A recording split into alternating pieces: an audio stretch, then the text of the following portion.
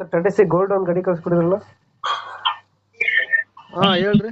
ಮಾಡಲ್ ಎಷ್ಟು ಗಾಡಿ ಇದೆ? ಮಾಡಲ್ 19 ರೀ ಸರ್. ಓನರ್ ಎಷ್ಟಾಗಿದಾರಣ? ಏನ್ರಿ? ಓನರ್ ಎಷ್ಟಾಗಿದ್ದಾರೆ ಓನರ್? ಓನರ್ ಈಗಿನ್ನು ನಾವ್ ಹೆಸರ್ಲಿ ಈ ಮೊನ್ನೆ ಕೊಟ್ಟಿವ್ರಿ. ಹ್ಞೂ. ಅಂದ್ರೆ ಈ 3ನೇ ಓನರ್ ಆಗ್ಯಾರ್ರಿ. ಡಾಕ್ಯುಮೆಂಟ್ಸ್ ಎಲ್ಲ ರನ್ನಿಂಗ್ ಇದೆಯಾ? ಏನ್ರಿ?